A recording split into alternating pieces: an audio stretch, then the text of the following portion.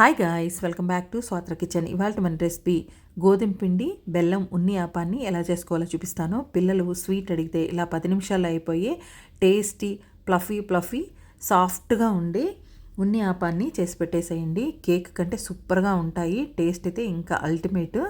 So కేరళలో ఎంతో famous ఈ ఉన్ని ఆపాలు. సో ముందుగా అయితే ఉన్ని ఆపాన్ని ఎలా చేసుకోవాలో చూద్దాం. ముందుగా ఒక మిక్సింగ్ బౌల్ తీసుకోండి. అందులోకి 1 కప్పు గోధుమ పిండి, 1/2 tablespoon salt, 1/2 tablespoon baking soda, 1/2 tablespoon ఇలాచి, ఒక చిన్న కప్పు పచ్చి కొబ్బరిని తురిమింది వేసుకొని ఒకసారి బాగా మిక్స్ చేసుకోండి.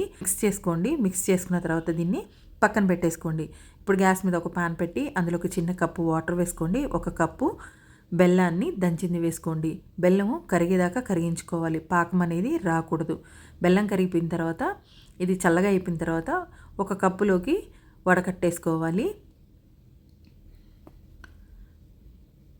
వడకట్టుకున్న బెల్లం సిరప్ని ఇప్పుడు గోధుమ పిండిలోకి వేసుకుంటూ కలుపుకోండి. ఇలా కలిపేటప్పుడు ఒక చిన్న కప్పు మిల్క్ను కూడా వేసుకుంటూ కలుపుకోండి. ఇది కొంచెము చిక్కటి బ్యాటర్ లాగా కలుపుకోవాలి. ఇలా కొంచెంగా పాలు పోసుకుంటూ ఈ బ్యాటర్ని మిక్స్ చేసుకోండి. కొంచెం తిక్కుగా ఉండాలి బ్యాటర్ అనేది, మరీ లూజ్గా ఉండకూడదు.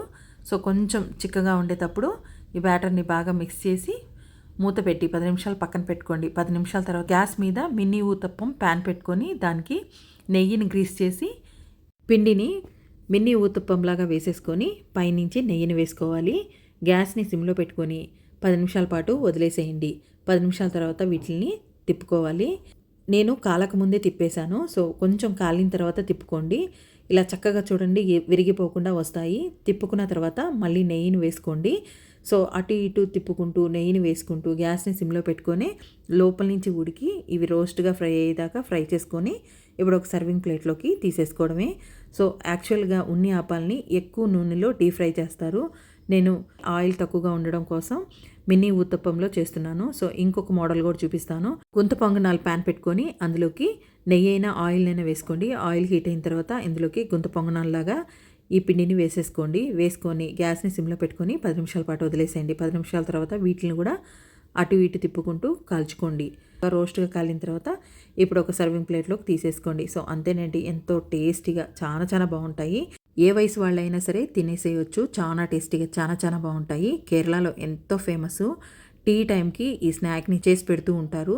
చాలా టేస్టీగా చాలా బాగుంటాయి. సో యమ్మీ ఫ్లఫీ ఉన్ని ఆపాన్ని మీరు ట్రై చేయండి. మీకు ఎలా వచ్చిందో కామెంట్ చేయండి. వీడియో నచ్చితే లైక్ చేయండి, షేర్ చేయండి. Thanks for watching.